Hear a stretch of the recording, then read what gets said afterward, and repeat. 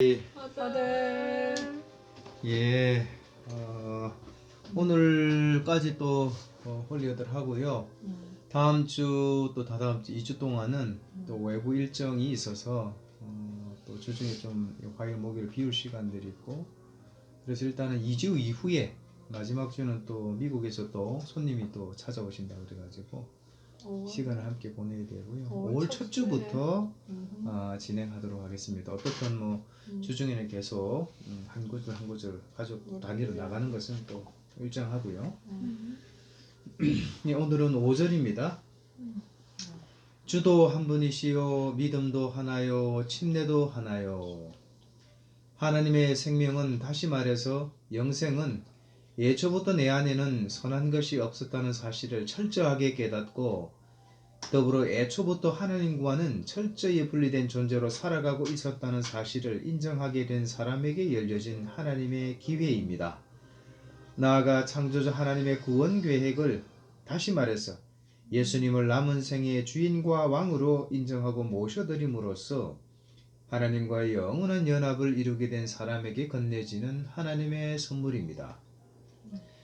결론적으로 영생은 예수님 안에만 있는 것입니다. 영생의 의미와 가치는 예수님을 얼마나 생각하고 예수님을 어떻게 따라가고 있느냐에 따라 내용을 달리하는 것입니다. 하여 오늘도 마땅히 예수님을 깊이 생각할 뿐만 아니라 예수님의 교훈과 명령을 기꺼이 순종하게 하소서. 이미 받은 하나님의 생명으로 이토록 무능하고 부패한 환경과 사람들을 살리고 깨우게 하소서. 영생을 소유한 자답게, 예수님을 믿는 자답게. 주님은 한 분이시죠? 네. 주님이 두 분 있을 수가 없죠. 그래서 하나님과 재물을 겸하여 섬기지 못한다. 믿음도 하나입니다. 믿음의 대상되는 하나님은 한 분이십니다. 그죠?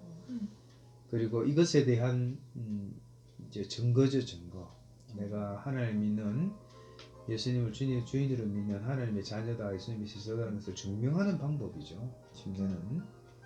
그래서 침례도 하나다. 예.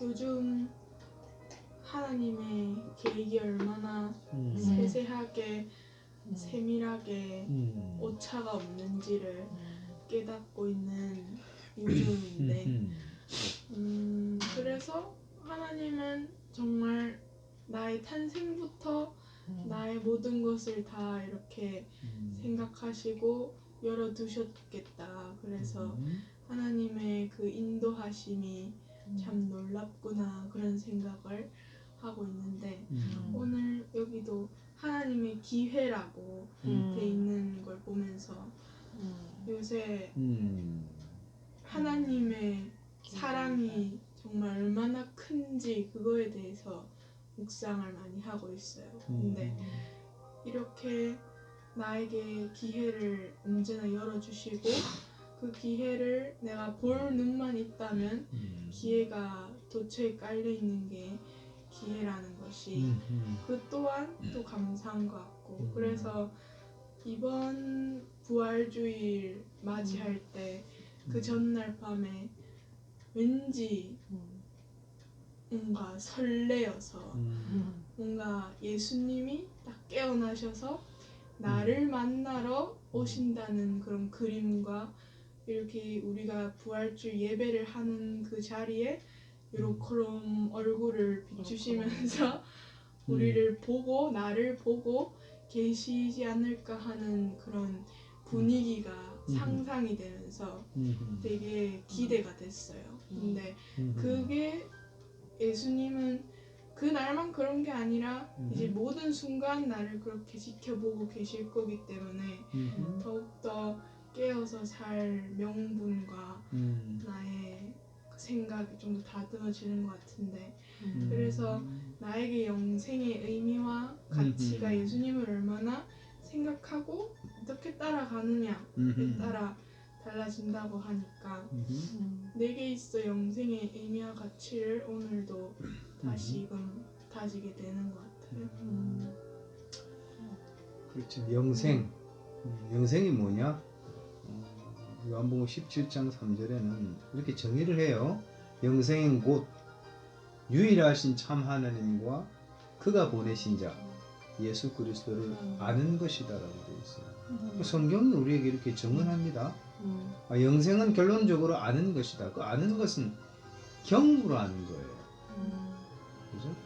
믿음도 행함이 없는 믿음은 죽은 믿음이라고 그러잖아요.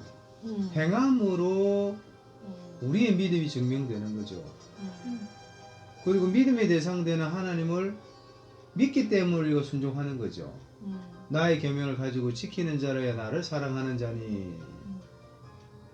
계명 지키는 거 보면 하나님을 사랑하는 걸 안다 이 말이에요. 그리고 계명 지키는 것으로 보아 하나님을 아는 것으로 알겠다 그래 요한일서는. 그거 알다가 전부 경험적으로 아는 거죠. 지식적으로 관념적으로 아는 것이 아니라 정보가 아니죠.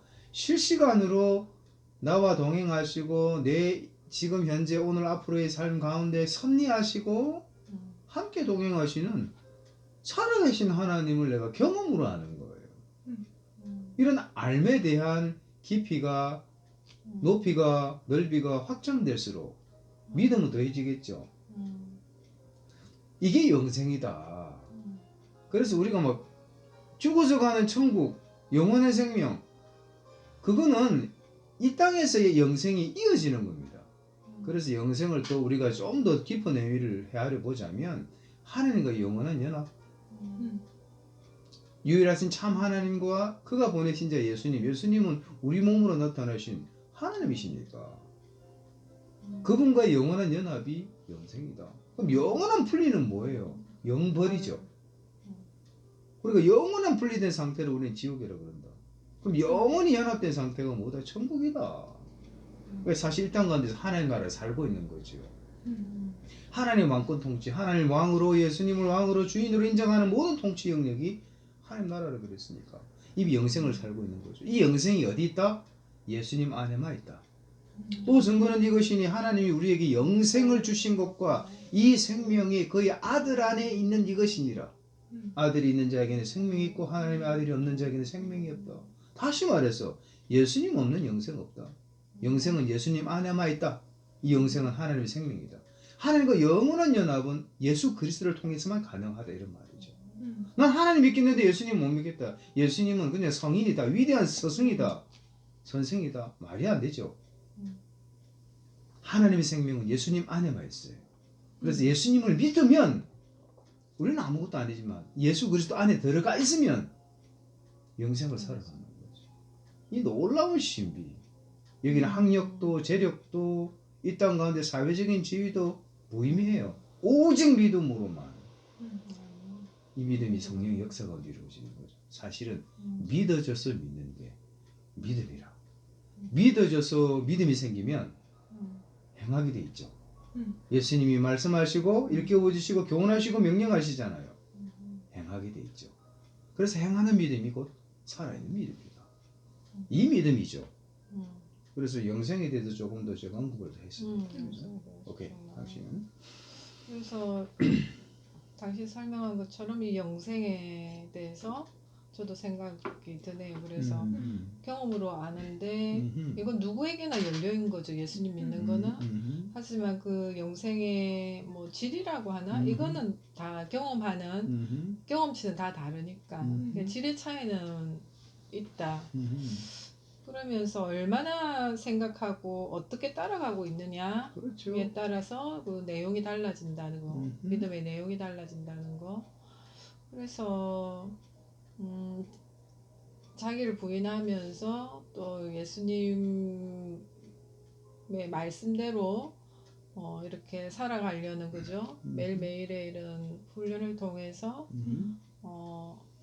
하나님과의 연합을 어느 정도 또 누리는지를 또 생각해 보는 거죠. 그러면서 참 이게 신비로운 거죠. 사실은 보이는 세계가 다가 아니고 보이지 않는 세계를 믿음으로 살아가고 있고 보이지 않는 세계에서 영적인 또 하나님 성령님의 도우심을 입으면서 또 그 성령님의 실제를 매일매일 경험하고 있고 하은이가 얘기한 것처럼 하나님의 도우심을 너무 세밀하게 경험하고 있으니까 또 감사함에 또 이렇게 또 표현을 할 수 있는 거고 그러면서 저는 또 말씀을 이제 오늘도 그 사도행전의 그 앞부분을 보면서 1장이죠. 예수님 부활하시고 나서 40일 같이 계시다가 이제 승천하시는 거잖아요. 예.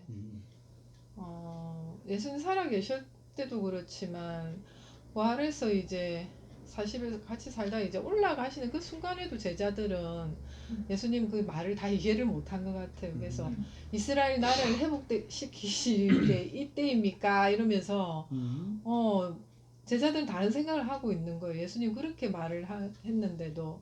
근데 예수님이 하시는 말씀은 너희가 권능을 받고 내 증인이 되어라 그 얘기를 하시고 이제 우리가 보는 데서 올라가시잖아요.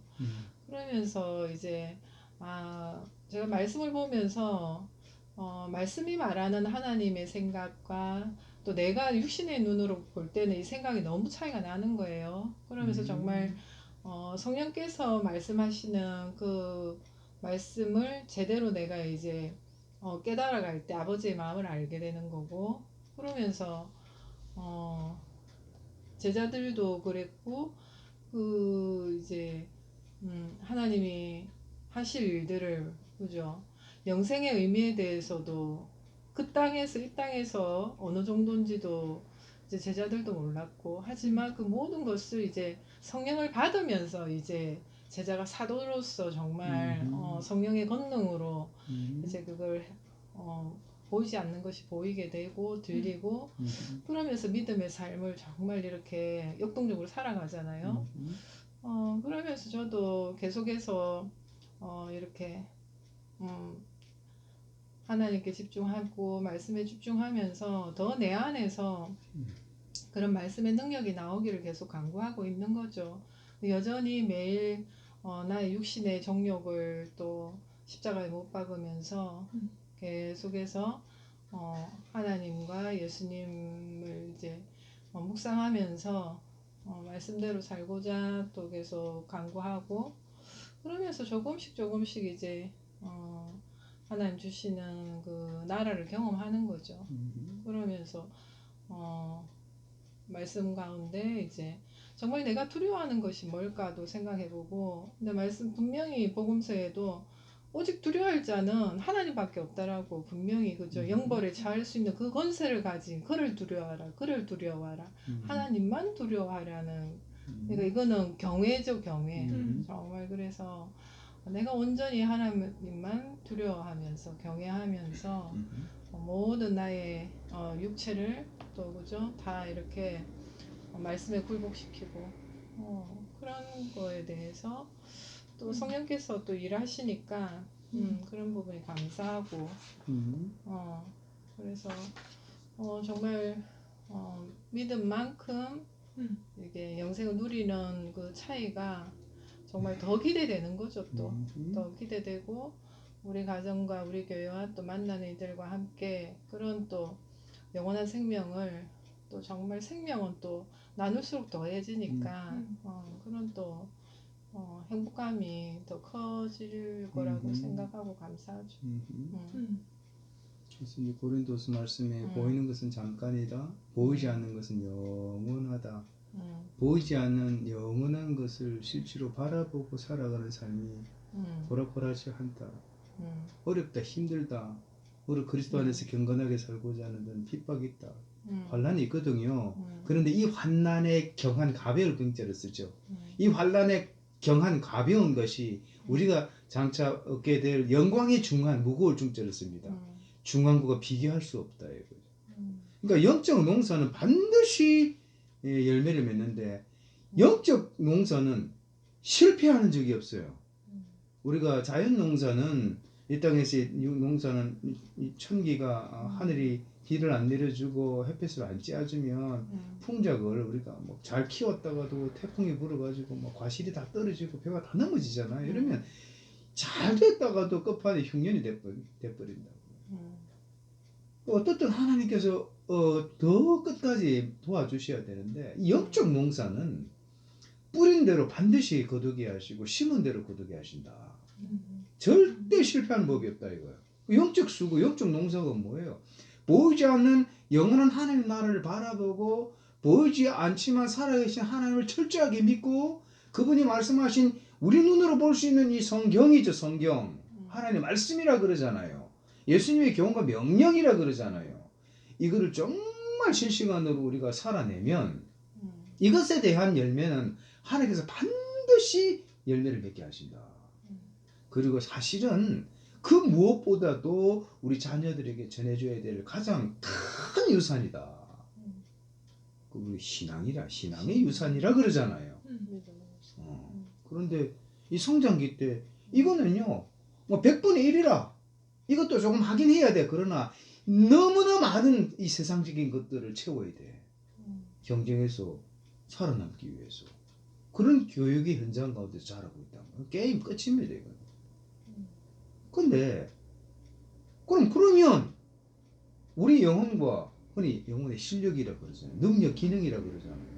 영원한 것들을 바라보고 살아가는 그 기능이 살아나느냐? 아니요. 그렇지 않아요. 더 기능이 망가져요. 그래서 우리가 소극적인 대응을 하지 말자.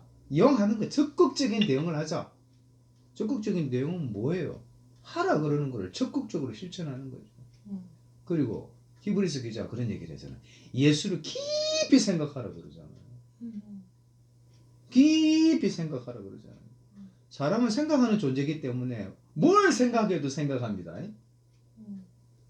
수만 가지를 생각하는 중에 예수님을 생각하는 것이 아니라 예수님을 깊이 생각하는 가운데 우리가 마땅히 감당해야 될 일들을 생각하는 거예요. 이게 적극적인 대응이란 말이지. 예. 복잡하고 먹을 거, 마실 거, 입을 거, 일, 기타 등등 관계 이 수만 가지를 생각하는 중에 예수님 생각하는 이런 수준이 아니고 그러려니까 자꾸 안 하려고 그런다고. 이것도 아니에요, 저것도 아니에요, 이것도 아니에요. 이게 소극적인 대응이에요. 예수님을 깊이 생각하는 중에 왜? 그분이 나를 창조하신 분이니까. 그분이 오늘의 주인이니까. 남은 인생의 주인이니까. 주인의 마음과 주인의 말씀이 뭔가를 정말 깊이 생각하고 기억하는 가운데 내게 주어진 일들을 마땅히 감당하는 거죠. 이런 구조로 가자는 거죠. 이런 구조로 가지 않으면 늘 쳇바퀴. 성장도 둔하고 성숙은 고사하고 특히 이제 우리 자녀들은 게임 끝입니다. 온통 세상 것으로 쩔여가지고 깨지고 부서지지 않는 한 하나님의 말씀이 들어갈 일이 없다. 그게 지금 이 시대의 아픔이고 현재입니다. 그 성지서를 보세요. 와, 정의를 강같이 물같이 공의를 마르지 않는 강물같이 흐르게 하라. 끊임없이 그죠? 이 하나님이 요청하시거든요. 매 시대마다 하나님의 사람들을 찾고 계신다. 그런데 우리가 다음 세대를 보면 소망이 안 보여요. 그죠? 너무 암울하다. 그죠? 그런 문제들은 시대마다 그렇게 다르지 않았다. 그러니까 매 시대마다 우리 영혼들을 갉아먹고 좀먹는 각가지 이유들이 매 시대마다 존재하기 때문에 이 많은 것들 가운데 기껏 예수님을 생각하는 정도 이렇게 살지 말자는 거죠. 우리 인생의 목적이 바뀌었잖아요. 방향이 바뀌었잖아요. 주인이 바뀌었잖아요. 삶의 이유가 바뀌었잖아요. 그러면 예수님이다. 예수님. 그 예수님을 내 인생의 방향으로 목적으로 의미로 삼고 그리고 그 의미의 가치를 내가 깊이 생각하면서 발견하고 내가 어떻게 따라갈 것인가를 고민하는 가운데 공부도 하고 일도 하고 이런 삶의 구조로 정신 구조로 바뀌어야 된다. 이런 변화를 혁명적인 변화를 내가 선택하고 경험하지 않으면 내가 안 바뀌면 가정이 안 바뀌고 내가 속한 공동체가 잘 안 바뀌고 그렇죠? 그래서 보세요. 결론적으로 영생은 예수님 안에만 있는 것입니다. 영생의 의미와 가치는 예수님을 얼마나 생각하고 예수님을 어떻게 따라가고 있느냐에 따라 내용을 달리하는 것입니다. 하여 오늘도 마땅히 예수님을 깊이 생각할 뿐만 아니라 예수님의 교훈과 명령을 기꺼이 순종하게 하소서. 이미 받은 하나님의 생명으로 이 하나님의 생명이 영생이잖아요. 이토록 무능하고 부패한 환경과 사람들을 살리고 깨우게 하소서. 영생을 소유한 자답게 예수님을 믿는 자답게 이게 이제 그 당시에 이제 묵상이에요. 아, 주도 하나요, 믿음도 하나요, 침례도 하나다. 누가 뭐라 그래도 내가 예수 믿는 사람이 됐어. 그런데 내 삶에 예수 믿는 사람 다음이 드러나지 않는다. 그리스도인 다음이 드러나지 않고 하나님의 자녀 다음이 드러나지 않고 예수님의 제자 다음이 드러나지 않는 것은 뭐가 문제가 있다. 깊이 생각하는 기능이 빠져버렸다. 그럼 뭘 생각합니까? 사람은 생각하는 존재라니까. 또 먹을 거 생각하고, 또 마실 거 생각하고, 또 입을 거 생각하고, 또 구할 거 생각하고, 또 일을 생각하고. 끝이 없고. 그래서 예수님 깊이 생각하는 구조로 내가 날마다 바뀌기를 내가 선택하고 간절히 소망하고 그런 선택을 해야 그 기초 위에 그 깊이가 더해지는 거예요. 그 볼륨이 더 커진단 말이에요. 당신이 얘기했던 퀄리티가 질적인 영적인 삶이 보장이 된다. 그래서 누가 봐도 저 예수쟁이 맞네. 예수쟁이 맞네. 그럴 수밖에요. 그 이유 때문에 의로 인해 핍박을 받는 자는 그죠? 복이 있나니 천국이 그들의 것이니라. 기뻐하고 즐거워하라. 너희 전에 있던 선지자들도 이와 같이 핍박을 받았느니라. 이런 삶을 우리가 이어가고 있는 거예요. 이런 삶을 기쁨을 받아야지. 어쩌겠어요. 오케이? 홀리 버들. 2주에 뵙겠습니다. 네. 감사합니다. 주말 잘 샬롬. 보내시고요. 홀리 아들. 아이 그 말씀 그대로 예배 쏟습니다.